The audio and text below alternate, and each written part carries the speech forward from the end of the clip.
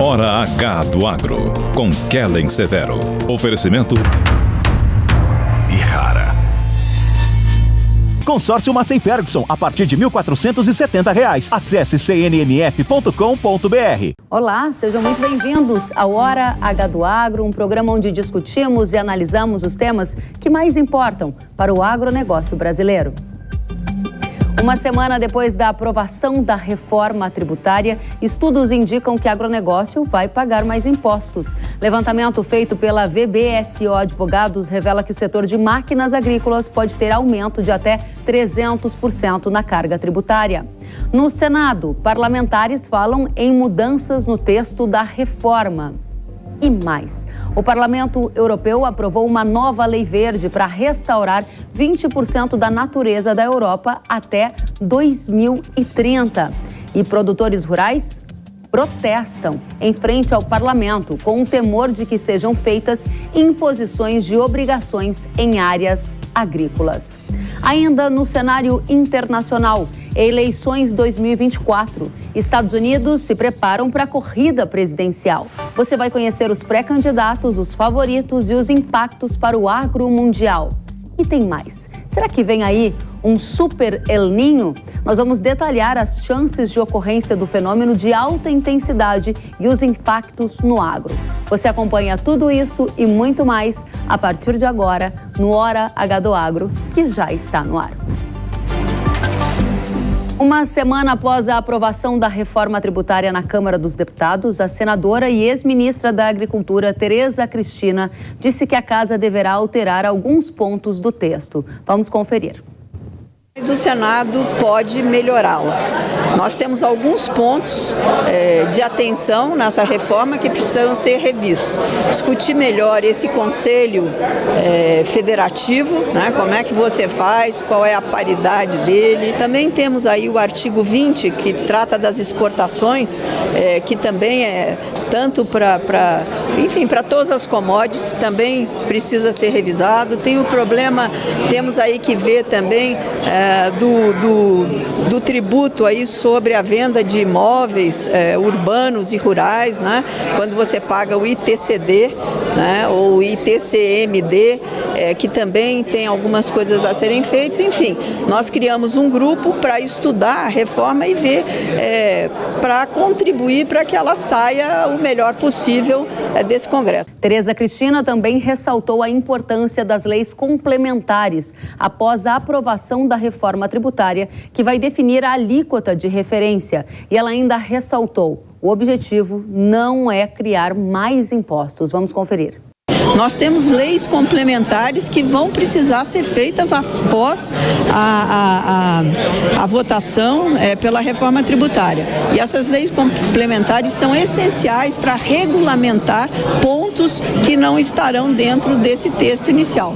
Então, as alíquotas, quais serão os produtos que fazem parte da cesta básica, enfim, ainda temos muita discussão pela frente, mas eu espero que essa reforma possa ser votada aqui nessa casa ainda no segundo semestre. Nós não queremos aumento de imposto.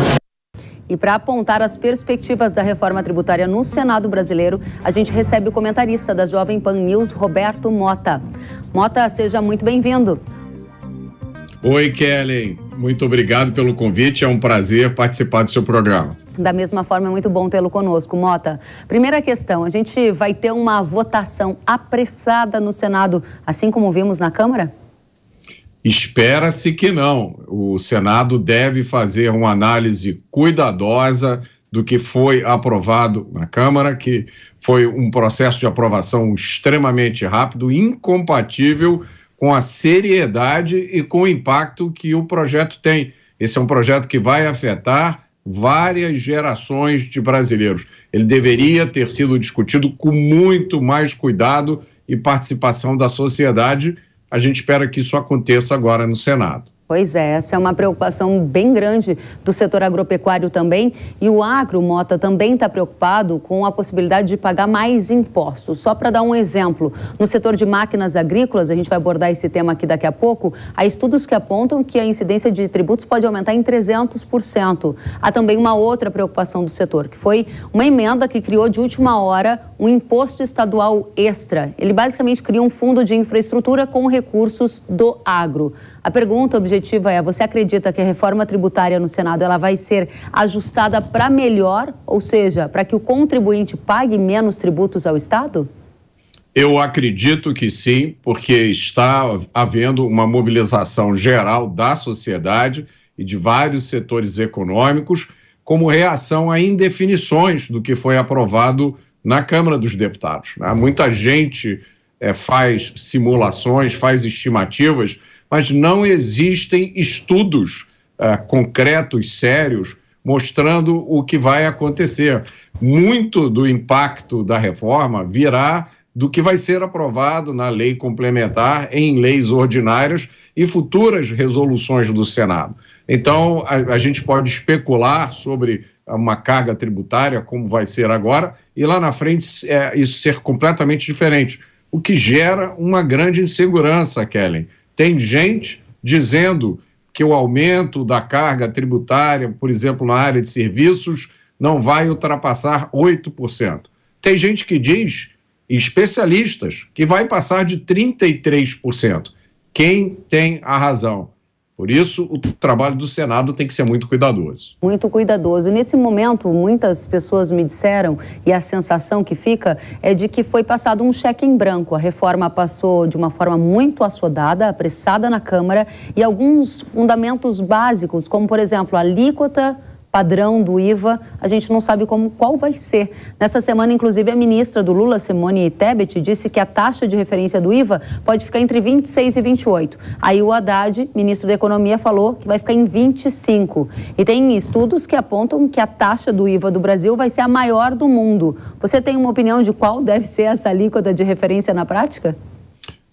Eu conversei com muitos especialistas, como eu disse, existe uma diversidade de opinião, mas fazendo uma média de tudo o que eu vi, e considerando tudo que aconteceu no Brasil nos últimos tempos, considerando que esse atual governo tem uma obsessão em arrecadar, nós acabamos de ver uma modificação nas regras do CARF, tá? Já foi sinalizada uma futura alteração do imposto de renda, então eu acho difícil que essa alíquota fique em menos de 30%.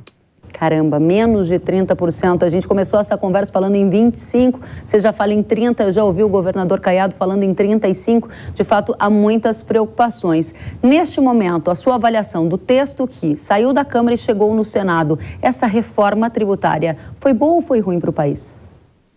O que foi aprovado até agora é inevitavelmente, claramente ruim para o cidadão, ruim para quem produz.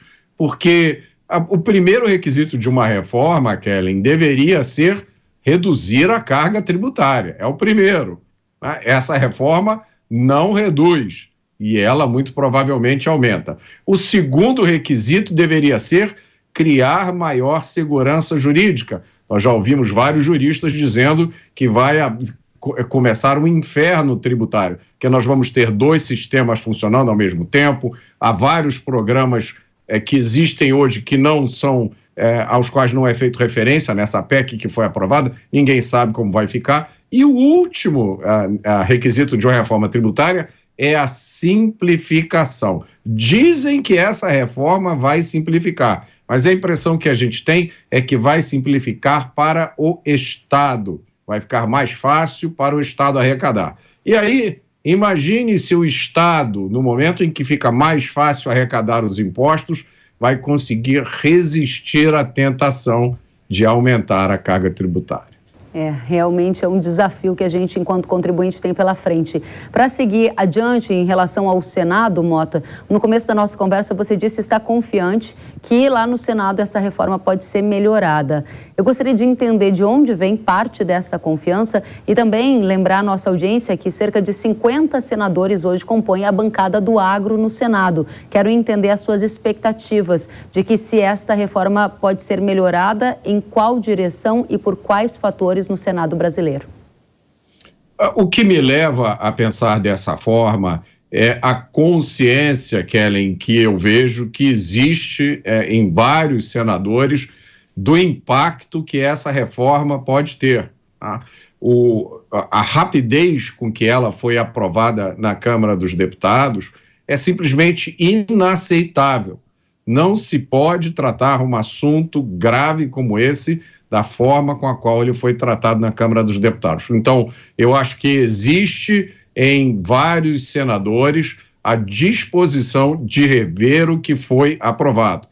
É certo que o governo tem uma superioridade numérica no Senado, mas eu acho que quando a consciência começar a se espalhar sobre o impacto potencial que essa reforma pode ter sobre a economia brasileira, ninguém vai querer assinar embaixo de um projeto que significará desemprego, que significará falências de empresa e atraso para o país. Muito bem, Mota, você tocou num ponto crucial, você falou sobre a superioridade numérica do governo no Senado. Na Câmara, alguns tinham expectativa de que seria mais difícil passar a reforma do jeito que ela passou.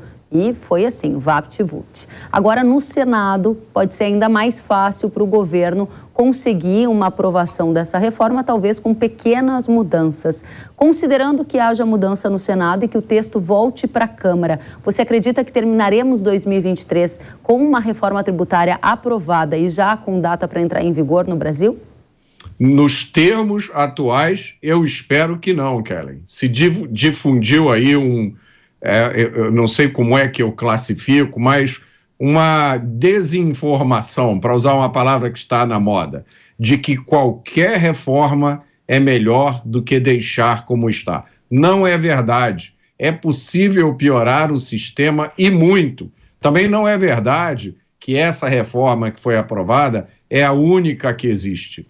Há vários outros textos alternativos, por exemplo, a chamada PEC do emprego, que está no Congresso para discussão. O deputado Luiz Felipe de Orleans e Bragança tem uma proposta de reforma tributária que segue o modelo tributário americano. Existem várias alternativas. Um assunto como esse não pode ser tratado dessa forma. Tem que ser aprovado de qualquer jeito. Então, apressa-se um ritual que tem o seu tempo devido, faz-se uma votação numa hora tarde da noite, se eu não me engano a votação foi até remota. Não é possível se tratar um assunto como esse dessa forma. Então, se for para tratar assim e essa reforma puder ser revisada, eu acho que esse deve ser o caminho. A gente esperou tanto tempo, não pode esperar um pouco mais para ter uma reforma que realmente sirva ao Brasil, e eu acho que nós não podemos abrir mão do que eu considero o mais importante de tudo, a redução da carga tributária. Uma reforma tributária que não reduz a carga tributária é como você fazer uma reforma na legislação penal que não diminui o crime. Uma reforma aprovada do jeito que essa foi, é como eu dizer para você, Kellen, você vai por um lugar maravilhoso, eu vou te dar uma passagem, mas você só vai saber que lugar é esse depois que você já estiver embarcado no avião e o avião estiver no ar. É, no mínimo, uma brincadeira com a capacidade de raciocínio e com a inteligência das pessoas. E aí eu acho que é importante, Kellen, a gente olhar o histórico, tudo que já aconteceu nesse governo e que cada um faça a sua avaliação, se esse governo merece ou não um crédito de confiança. Roberto Mota, comentarista da Jovem Pan News, muito obrigada pela sua análise sobre reforma tributária e pelas expectativas no Senado brasileiro. Volte sempre, você é muito bem-vindo. Muito obrigado, Kelly, e parabéns pelo seu trabalho. Igualmente, Mota, até a próxima. O relator da reforma tributária no Senado, Eduardo Braga, afirmou que a ideia é entregar a PEC de volta ao Senado até o final de outubro. Isso porque, após alterações no texto da reforma no Senado, as modificações precisarão da aprovação da Câmara. Vamos conferir.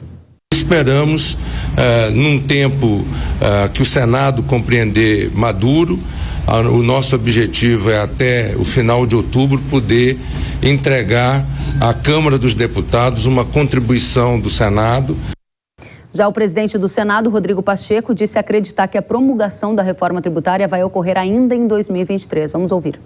O que eu estimo, é só uma estimativa mesmo, é que possamos fazer esse trabalho e exauri-lo ao longo de 2 meses e possamos ter, no meio desse segundo semestre, a apreciação pelo Senado. E com um intuito muito forte de que a gente possa promulgar essa emenda constitucional da reforma tributária, que vai ser um marco político, histórico para o país, ainda esse ano. Após uma semana da aprovação da reforma tributária na Câmara, advogados tributaristas têm feito críticas ao texto. Segundo o vice-presidente da Academia Brasileira de Direito Tributário, Eduardo Diamantino, o agronegócio vai ter aumento de carga tributária. Vamos conferir.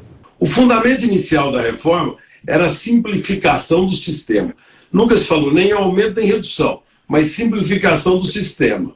Por conta disso, nós deixamos de ter IPI, ICMS, PIS e COFINS e criamos o IBS, a CBS, que é a contribuição, e o imposto seletivo.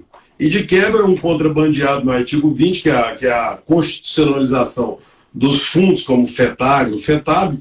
Então ficou 4-4, ou seja, não simplificou nada. Agora, o que tem de pior para o agro? É que o agro sempre trabalhou no Brasil, principalmente o início da cadeia do agro, a produção rural, com diferimento até a agroindústria, ou seja, o produtor rural não recolhia e ficava postergado para lá. Agora, o que aconteceu? Todo mundo recolhe.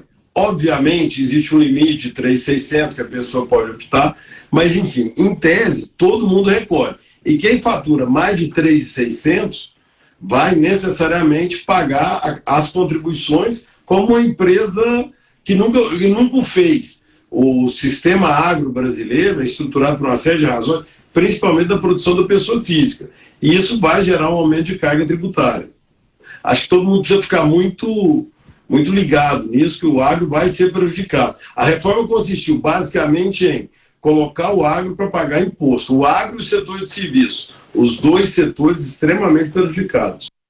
Obrigada, Eduardo Diamantino. A VBSO Advogados elaborou um estudo em que projeta aumento de até 300% na carga tributária de máquinas e implementos agrícolas após o texto da reforma tributária aprovado na Câmara. O setor de máquinas não foi contemplado com a alíquota reduzida. Vamos ouvir. Outra preocupação grande do agro é que o setor de máquinas e equipamentos ficou de fora dessa redução a 40%. Por mais que se insista que o texto final falou em insumos, máquinas e equipamentos para fins tributários não se confundem com insumos, né? Insumo é aquela coisa que se desgasta diretamente no processo produtivo. Pode-se defender que isso inclua máquinas e equipamentos, mas com certeza é um fator de litígio futuro. Ao ficar de fora, esse setor, portanto, pode sofrer um aumento de 300% da carga que hoje já existe, né?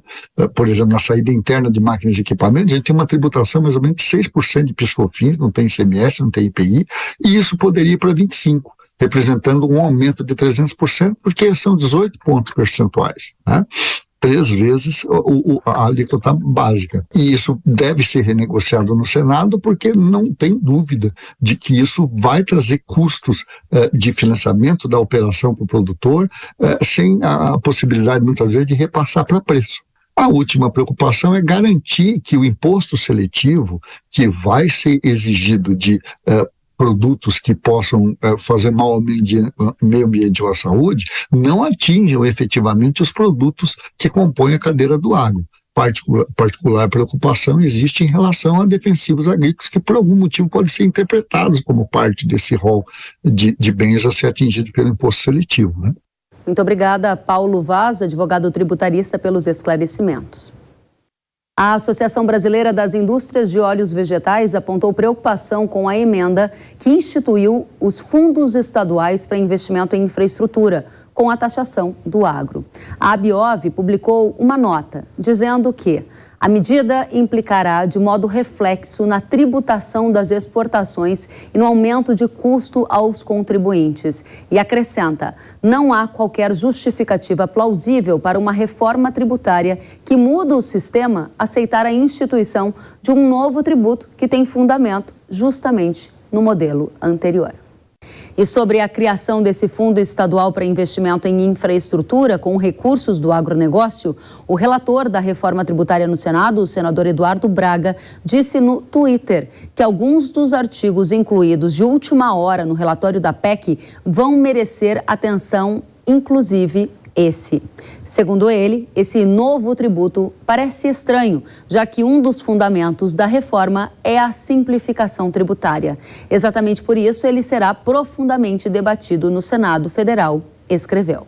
E nesta semana, o Parlamento Europeu aprovou uma nova lei verde que prevê a restauração da natureza.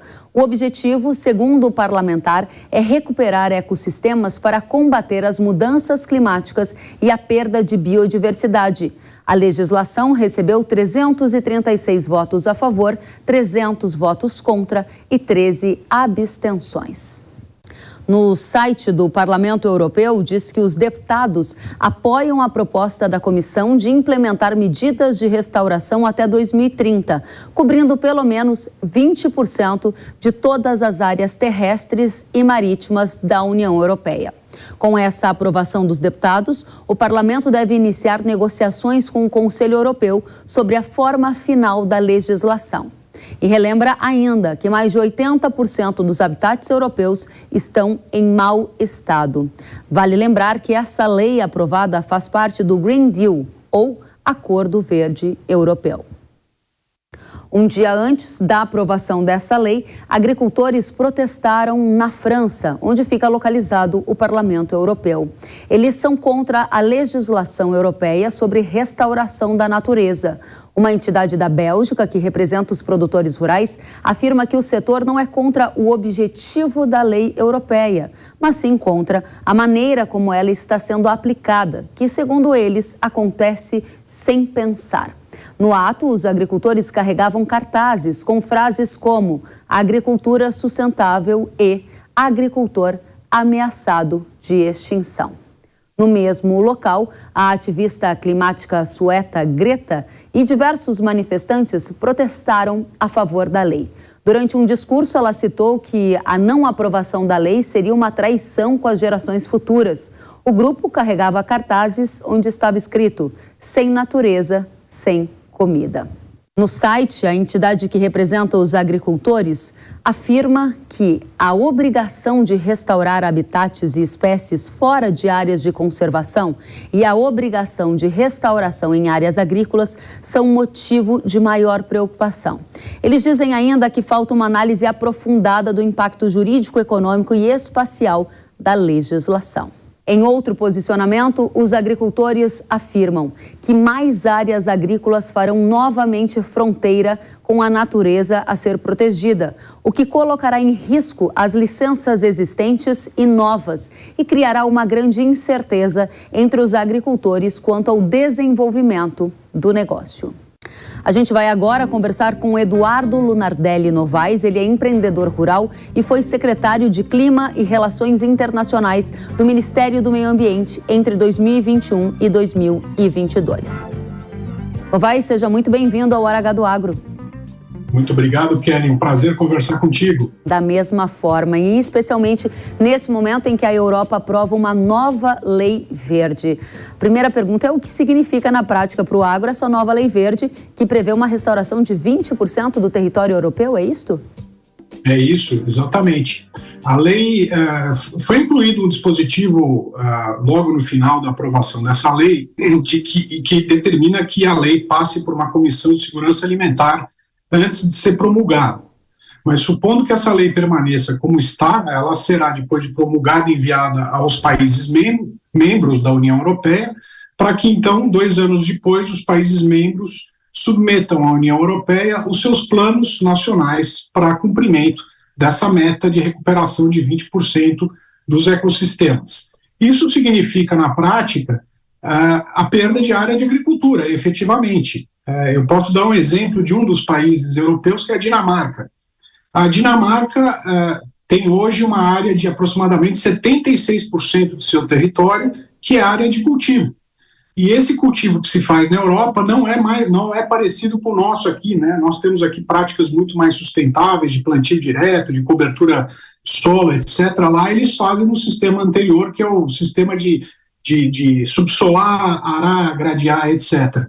E o restante do território do país é alocado para a pecuária, para pastagens ou para a ocupação humana, né?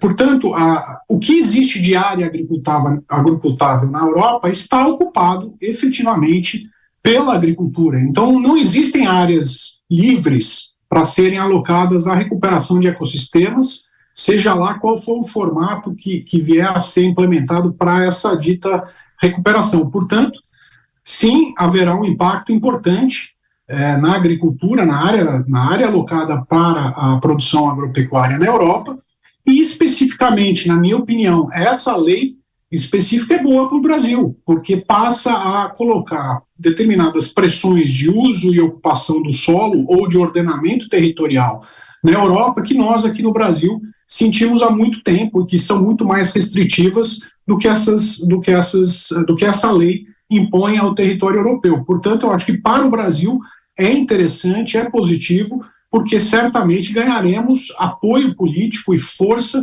na articulação com grupos internos à Europa. Interessante, Eduardo. Agora, em linha com o que você estava mencionando, agricultores europeus se manifestaram nas ruas e disseram que eles temem ser obrigados a restaurar áreas que são agricultáveis. Você já deu uma pista que acredita que isso vai acontecer. Agora, na prática, a produção agrícola da Europa como um todo pode recuar? Você deu um exemplo da Dinamarca. Eu gostaria de olhar também para outros players. Vamos pensar em França, em outros que também são grandes produtores, né? Sim, sem dúvida. Eu tenho uma estimativa que por volta de 65%, 60% a 65% do território europeu seja ocupado pela agricultura. Mas o fato não é exatamente esse. O fato é que 100% da área agricultável hoje é ocupada pela agricultura, né? Porque a gente está descartando aqui, por exemplo, as montanhas, as áreas muito secas, etc., que não têm nenhuma aptidão agrícola. Então, eles não têm área para fazer essa recuperação, senão as áreas que hoje estão ocupadas pela agricultura, né? Vale lembrar que a Europa não tem áreas de proteção como temos no Brasil, né? Aqui no Brasil, nós temos 30% do nosso território ocupado por áreas públicas, que são ou unidades de conservação, de proteção integral, ou terras indígenas. Em outras palavras, para simplificar, esse 30% do Brasil que são alocados em áreas agricultáveis, que têm aptidão agrícola, são áreas que praticamente não se pode fazer nada. A Europa não tem isso. A Europa não tem unidades de conservação, de integração, de proteção integral, não tem terras públicas. Os próprios parques nacionais, como eles chamam lá, eles não são parques nacionais, eles são áreas privadas que em seu meio tem inclusive cidades e indústrias, né, fábricas, etc, etc. Simplesmente existe algum tipo de restrição muito leve ambiental, portanto eles não têm o que fazer a não ser restringir efetivamente o uso e a ocupação do solo na Europa para fazer frente a essas exigências aprovadas na União Europeia. Interessante. Eu vou fazer aqui uma tentativa de comparação e, por favor, me corrija se ela for descabida. No Brasil, nós temos o Código Florestal Brasileiro, que é uma lei que faz com que todo produtor salve uma parte da sua propriedade privada para a natureza. No bioma Amazônia, a gente pode produzir em 20% e tem que salvar 80%. No Cerrado, a gente pode produzir em 70% e tem que salvar 30%. O que na prática a Europa está vivendo é uma releitura de um código florestal muito mais frouxo do que o Brasil tem? Eles não têm nenhum tipo de restrição, né?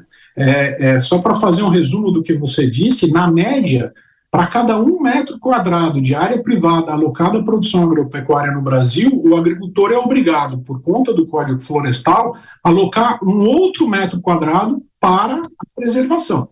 Então, 50% da média das propriedades privadas brasileiras são alocadas à preservação, sem contar as áreas públicas, né? As unidades de conservação e as terras indígenas, áreas as áreas não destinadas, as áreas militares e assim por diante, né? Portanto, como você muito bem colocou, a parte positiva, o que tem de positivo nessa lei para aquilo que concerne o Brasil é que eles passarão a sentir um pouquinho das dores que nós sentimos aqui no Brasil e, portanto, deveremos ter mais apoio internamente na Europa para fazer frente a essas iniciativas, digamos assim, um pouco radicais que existem na Europa para fazer frente à emergência climática, à recuperação da biodiversidade e assim por diante. A minha dúvida eu acho que de muitos agricultores do Brasil, será que essa lei vai pegar na Europa? Porque agora a gente está falando de uma medida que, como colocam os produtores que foram às ruas protestar, tende a comer uma parte da área agrícola do país para a preservação da natureza. Essa lei foi aprovada. Entre ela ser aprovada e ela entrar em vigor, existe um espaço. Que espaço é esse? A partir de quando a sua projeção de redução na produção agrícola europeia deve se confirmar, Eduardo?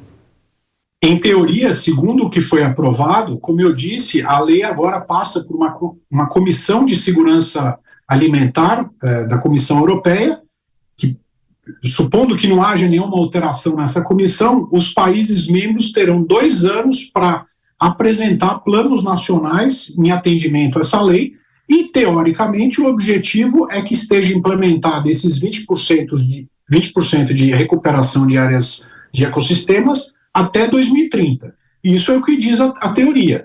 Mas, na prática, a Europa não é muito boa em cumprir acordos ambientais. A Europa tem a tradição de, se não descumprir os acordos que assume, de refazê-los, né? Um bom exemplo disso é o próprio Protocolo de Quioto, que foi negociado a nível global e depois foi substituído pelo Acordo de Paris. Então foi feito um acordo climático global, os europeus e os americanos melaram esse acordo e construíram outro acordo no lugar. Então eu diria o seguinte, eu acho que no curto prazo a tendência é que a implementação dessa lei avance, mas conforme os custos e os benefícios, que são muito difíceis de serem mensurados pela população, pelo cidadão europeu, passem a acontecer, eu acredito que haverá muita resistência, porque o custo social e econômico para implementar essa lei será gigantesco. Excelente ponto, e eu não posso deixar de mencionar, nossa audiência que nos acompanha toda semana deve estar lembrada que algumas semanas atrás, Eduardo, nós trouxemos aqui destaques do Financial Times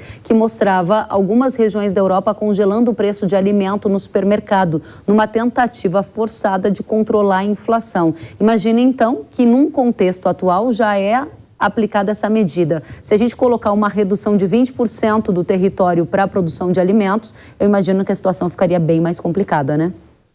Ficaria não só mais bem complicado, como é bom lembrar que a produção agropecuária na Europa, ela é altamente subsidiada, né?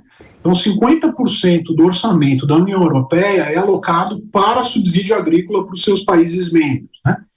E existe uma razão importante por trás disso. Não se trata exclusivamente de protecionismo, embora se trate também, mas existe uma questão social, né? Quer dizer, é a manutenção da tradição da ocupação do território rural e tudo mais, que é algo que não pode ser descartado. Então, a gente pode esperar muita turbulência, porque, como eu disse, eu friso aqui, é muito importante lembrar, eu vou usar o exemplo do Acordo de Paris para ilustrar o que eu pretendo dizer. O Acordo de Paris tem como objetivo manter o aquecimento da temperatura do planeta a no máximo 1,5 grau acima dos níveis pré-industriais no ano de 2100. No ano de 2100, a maior parte da população global não vai estar aqui para ver os resultados dos esforços que estão sendo implementados hoje, que são da ordem de trilhões e trilhões de dólares. Então, esse movimento, quer dizer, essa radicalização desses posicionamentos estão impondo um custo gigantesco à sociedade global no dia de hoje, sem que a sociedade tenha condição de avaliar qualquer tipo de retorno ambiental. Né? Então, eu acho que é muito provável que nos próximos anos, ao nos aproximarmos aí da virada da década, nós deveremos começar a ver uma volta a um modelo um pouco mais racional, um pouco mais calmo, um modelo que privilegie os recursos estratégicos vitais de qualquer país, que é a energia, que são a energia e produção de alimentos. Então, eu sou pessimista no curto prazo, mas otimista no médio prazo. Eduardo Lunardelli Novaes, uma satisfação recebê-lo. Eduardo, que é empreendedor rural e foi secretário de Clima e Relações Internacionais do Ministério do Meio Ambiente entre 2021 e 2022. Volte sempre, muito bom tê-lo conosco. Muito obrigado pelo convite, Kelly. Até a próxima. Até a próxima. O governo brasileiro segue atento à lei antidesmatamento imposta pela União Europeia aos exportadores de produtos agrícolas. Segundo autoridades, não está descartada a possibilidade de o país recorrer à OMC, Organização Mundial do Comércio, contra essas novas regras. Vamos conferir.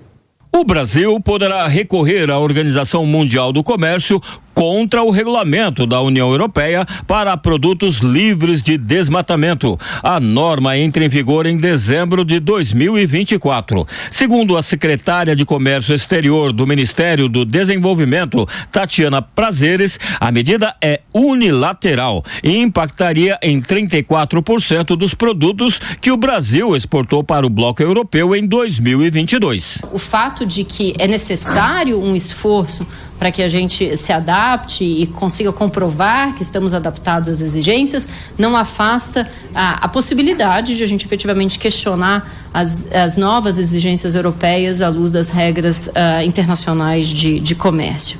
Os impactos da nova lei europeia nos produtos brasileiros foram debatidos na Câmara. Entre outros pontos, o regulamento incide sobre diversos produtos de origem natural, como madeira, soja e carne bovina. Para entrar na Europa a partir do próximo ano, essas commodities deverão passar por vistorias que afastem o risco de elas terem sido produzidas em áreas desmatadas. Entre as punições previstas estão a suspensão das importações, apreensão ou destruição de produtos e multa de até 4% do faturamento anual da empresa.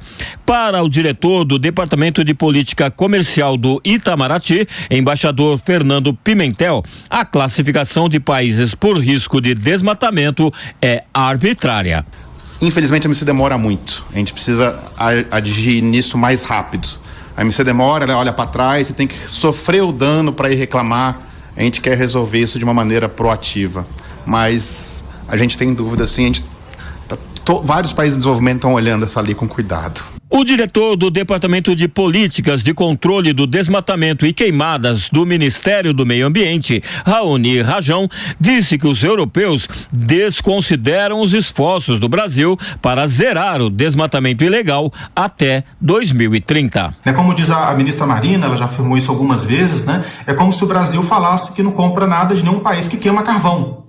Né? Enfim, não pode. Claro que os países estão trabalhando nessa direção, a própria União Europeia tem, né, um mercado de carbono, que quem decide queimar carvão tem que pagar uma taxa de carbono, tem que pagar, né, para poder fazer isso acaba gerando um incentivo para outras tecnologias, mas de uma hora para outra proibir de maneira dura é algo que seria contraprodutivo. Rajão garantiu que a maioria absoluta dos produtos brasileiros atende a todos os requisitos da regulação europeia, mas teme que as comprovações necessárias causem prejuízos, sobretudo aos pequenos e médios agricultores.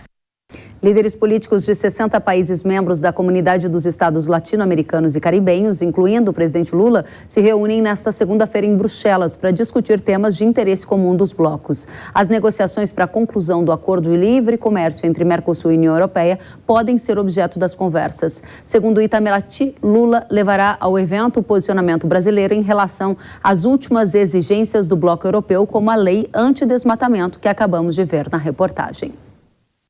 E a gente vai para um rápido intervalo e na volta você vai acompanhar eleições 2024. Estados Unidos se preparam para a corrida presidencial. Você vai conhecer os pré-candidatos, os favoritos e os impactos para o agro mundial.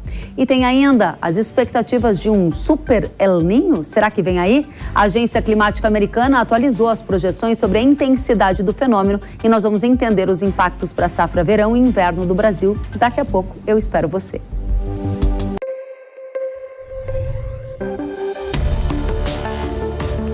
O agro, setor que movimenta a economia brasileira, gerando renda, emprego e oportunidades para toda a população. Hora H do Agro, com Kellen Severo.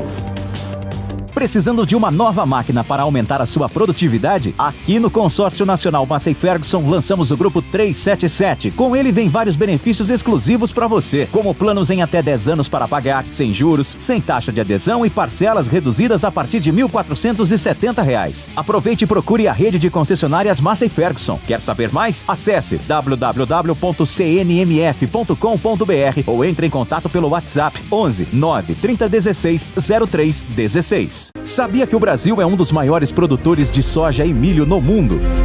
Esse mercado movimenta mais de 70 bilhões de dólares anualmente e tem muitas oportunidades.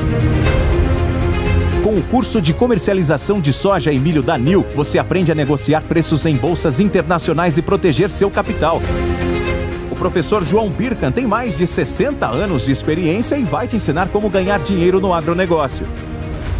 Garantir uma taxa melhor do dólar para daqui a 12 meses. Esse curso é ideal para você que quer trabalhar com trading de soja e milho no mercado financeiro e para você que é produtor e quer potencializar os lucros com sua safra. Ingresse no setor que mais cresce no Brasil. Acesse nilcursos.com.br e inscreva-se.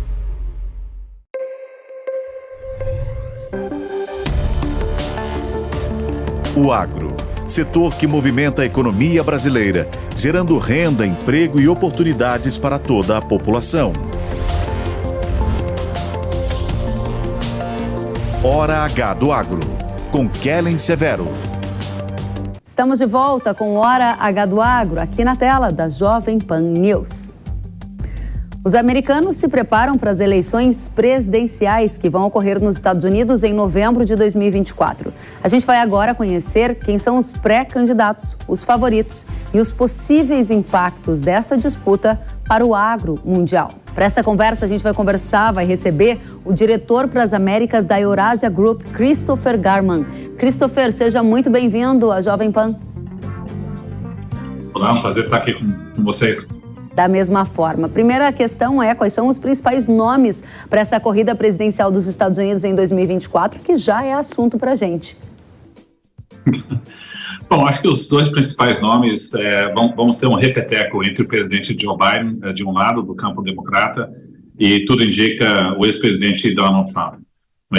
O presidente Joe Biden está dando todos os sinais que ele quer concorrer à reeleição. Quando o presidente incumbente decide isso, é muito difícil qualquer concorrente dentro do seu partido poder ser bem sucedido nas primárias. Até escuto relatos na Casa Branca que ele deve começar a campanha a partir de setembro desse ano, então, de uma forma muito inédita, o ciclo eleitoral está começando mais cedo nos Estados Unidos. E do campo republicano, nós temos o ex-presidente Donald Trump em uma posição muito vantajosa. Ele lidera as pesquisas, a despeito das dificuldades jurídicas que ele enfrenta. Ele tem um concorrente do governador da Flórida, Ron DeSantis, que também despontava nas pesquisas, mas só foi o ex-presidente começar a zoar do Ron DeSantis que ele começou a cair nas pesquisas, e quando ele foi indiciado, a vantagem do ex-presidente cresceu ainda mais sobre Ron DeSantis, a despeito do fato que o DeSantis tem o apoio do establishment republicano e muito financiamento. Então, parece que vamos ter uma repetição do ex-presidente Donald Trump contra o Joe Biden nas eleições presidenciais no ano que vem. Você citou o DeSantis, mas não citou o Kennedy Jr., que também ali nos democratas parece que está ganhando algum tipo de espaço. Está ou não? Vai ser Biden mesmo?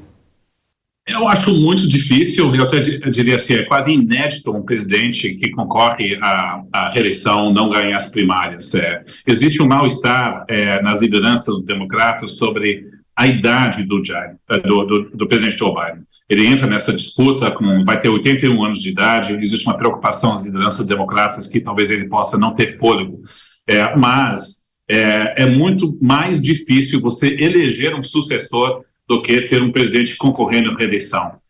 A gente tem dados disso, de um banco de dados de quase 400 eleições mundo afora. Então, a despeito desse movimento no Partido Democrata, altamente provável que o Joe Biden acaba ganhando as primárias. Muito bem, vamos para a próxima então. Você falou que há um favoritismo do Trump. Qual o cenário mais provável nesse momento? É uma vitória de Trump sobre Biden? Não, nós temos duas candidaturas, cada um com fragilidades. O presidente Joe Biden, acho que a idade dele é uma certa fragilidade. Ele está com uma taxa de aprovação de 42 pontos percentuais o que geralmente significa que o presidente é ligeiramente favorito para ganhar a reeleição. A gente olha a foto de hoje, se a eleição fosse hoje, provavelmente o Biden seria um ligeiro favorito. Mas a grande dúvida é como é que vai estar a economia americana no ano que vem.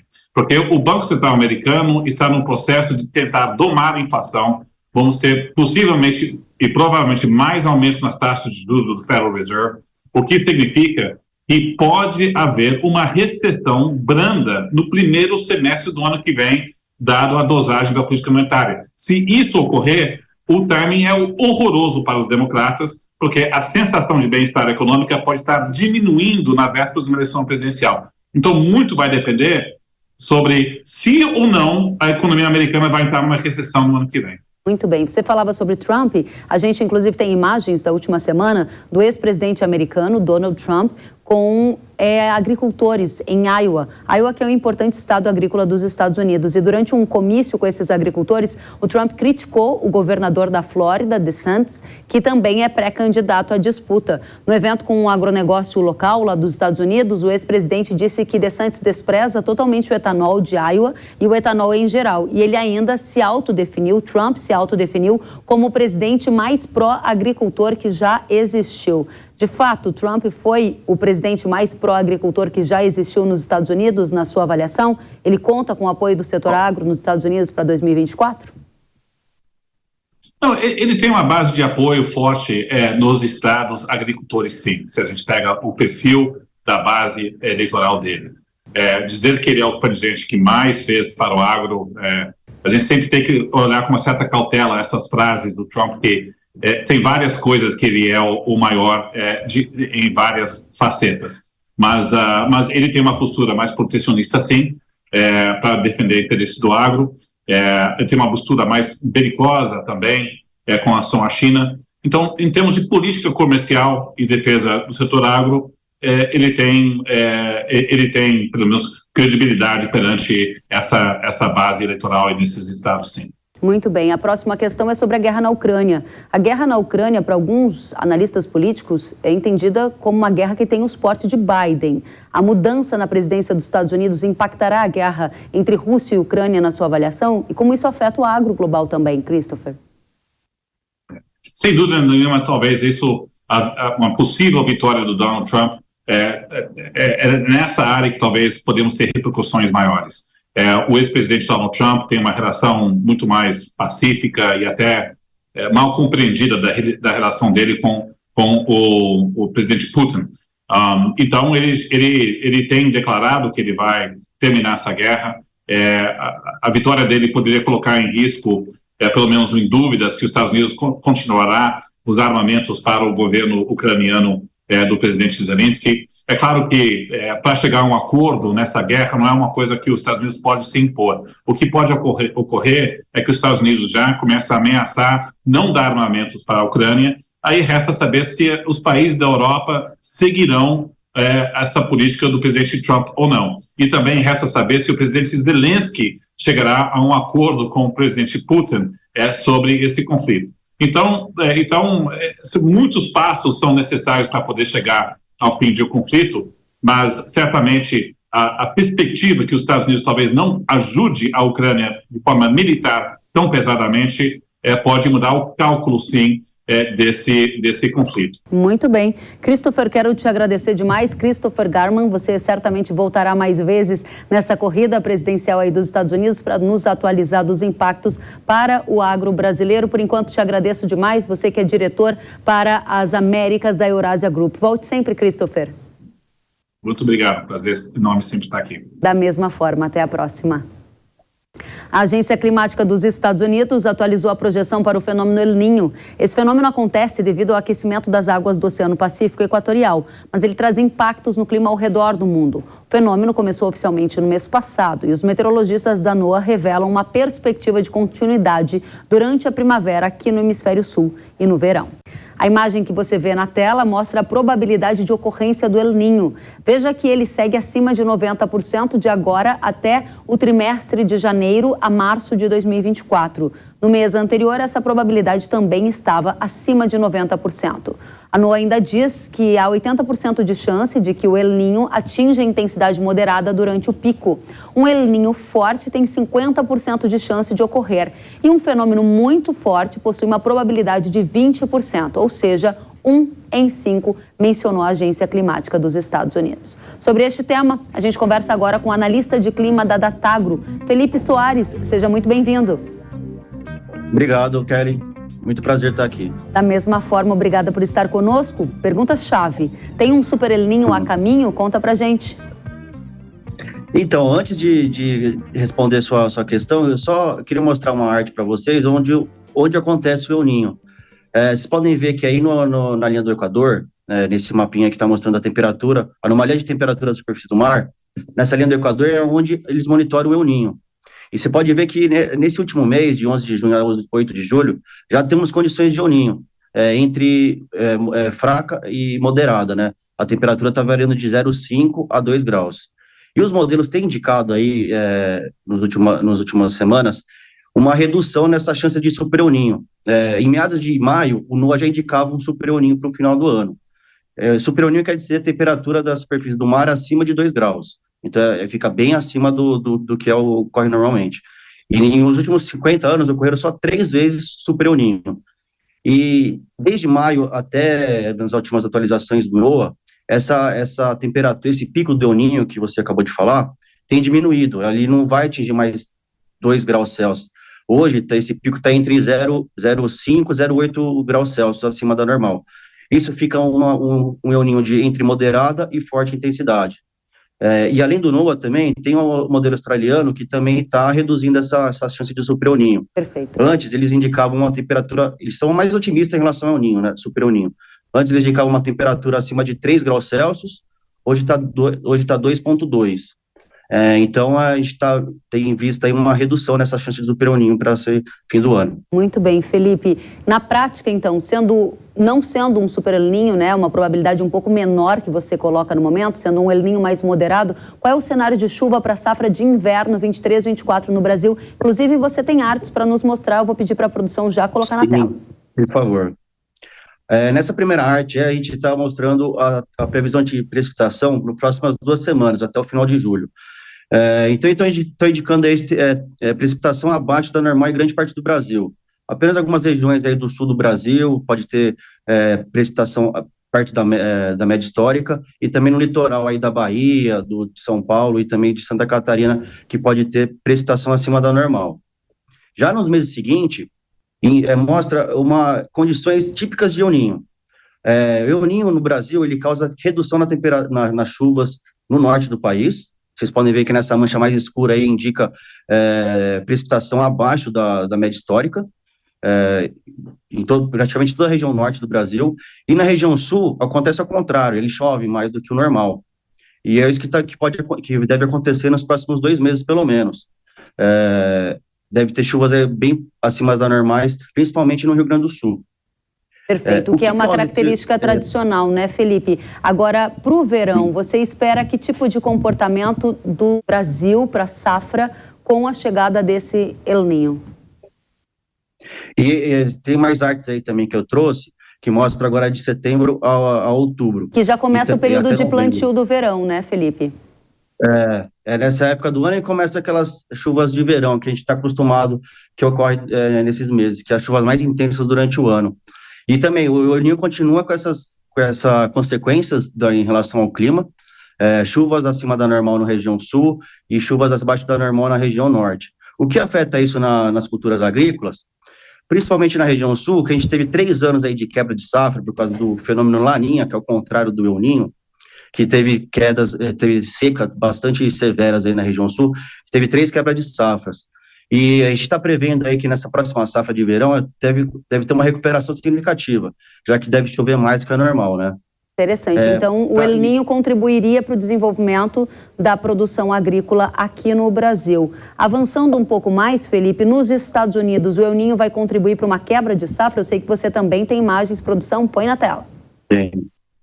Já o El Niño nos Estados Unidos, ele afeta mais a região de algodão, que fica mais na região sul aí dos Estados Unidos. Ele causa mais chuvas. do que é normal. Isso, e você pode ver que esses fenômenos devem ser mais intensificados em setembro e outubro, que deve chover mais do que o normal nesse período. Isso pode atrapalhar um pouco o ritmo de colheita no algodão. Mas assim, em relação, já que já tivemos plantado já o algodão já foi plantado, o milho e a soja também. Então, as chuvas acima da normal pode atrapalhar um pouco a relação à colheita. Não necessariamente na cultura em si, né? Perfeito. Felipe Soares, analista de clima da Datagro, muito obrigada pelas informações, pelas ilustrações. Volte sempre. Obrigado, Kelly. Até a próxima.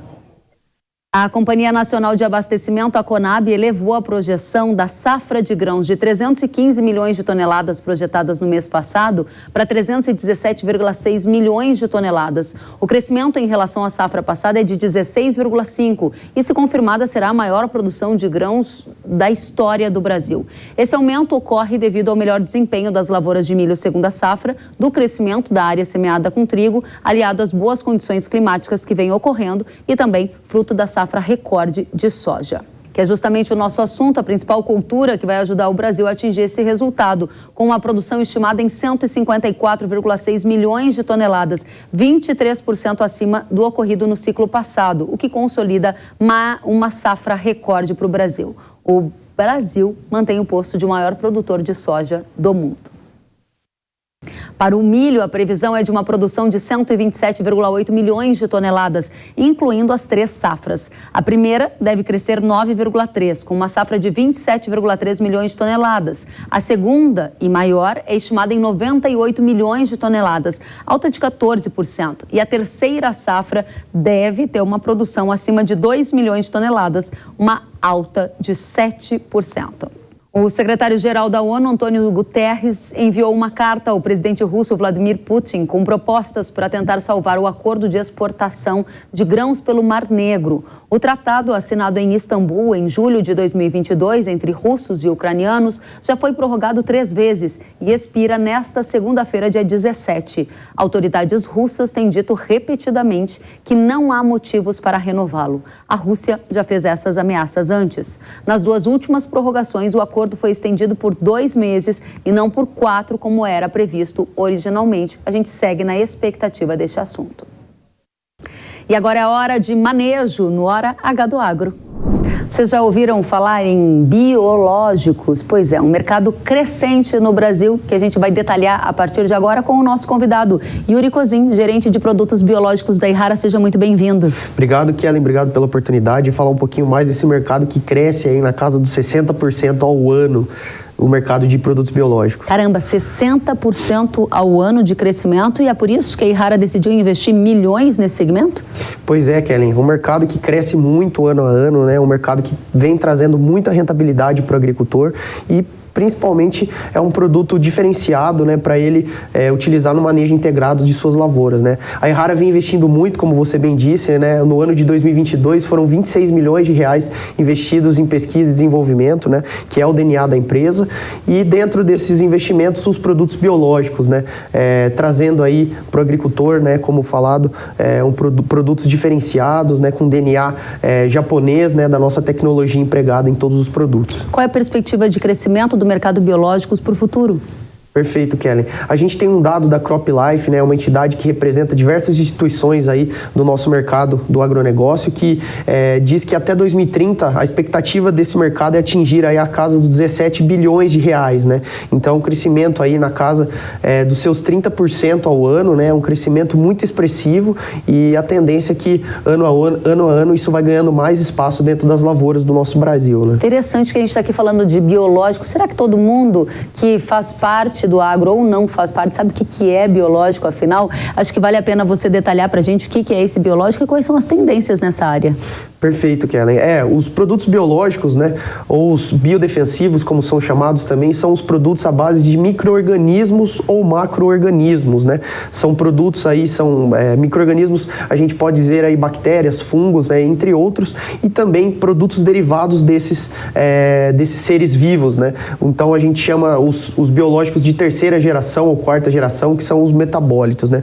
Esses produtos, eles são desenvolvidos com formulações específicas para a gente utilizar nas lavouras aí de soja, milho, entre outras, né? Os nossos HFs aí, hortifrutis, espalhados pelo Brasil para controlar as principais pragas e as principais doenças que a gente tem no nosso território. Nesse portfólio, o que mais chamou a atenção da Yara entre os lançamentos de vocês?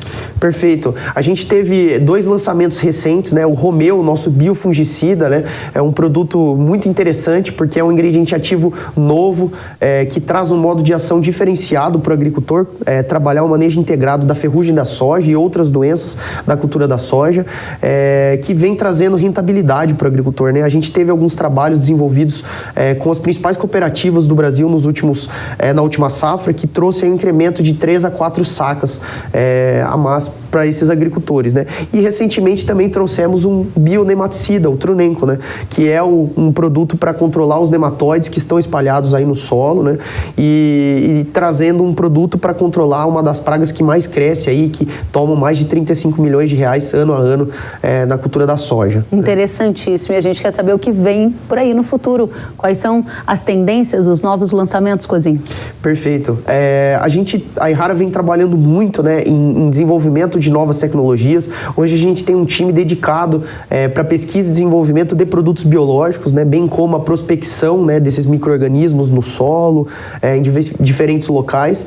E a gente espera trazer para o próximo ano mais 3 soluções, né, 3 biofungicidas para esse mercado, e no futuro próximo aí ter um portfólio amplo aí com mais de 10 produtos para a gente estar trabalhando com os nossos agricultores, né? Excelente. Yuri Cozinho, gerente de produtos biológicos da Yara, a gente ficou muito feliz de te receber, especialmente para saber de todas essas novidades, desse crescente mercado e do mar de oportunidades que a nossa audiência pode aproveitar e surfar. Volte sempre, foi um prazer. Muito obrigado, Kellen, obrigado a todos.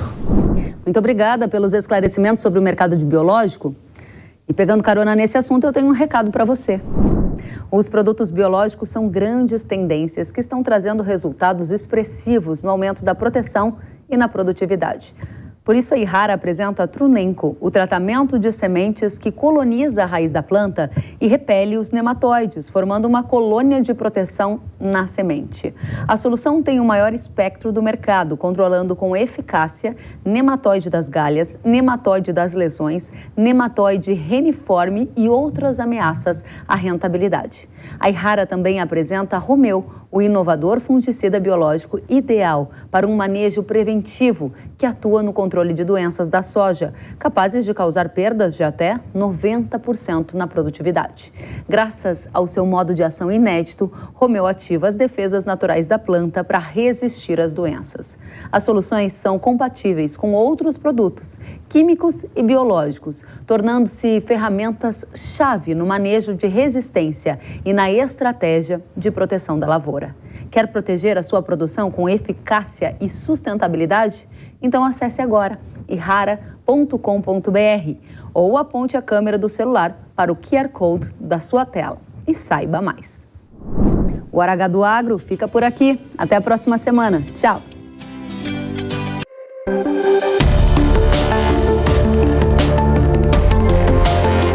Hora H do Agro, com Kellen Severo. Oferecimento Yara.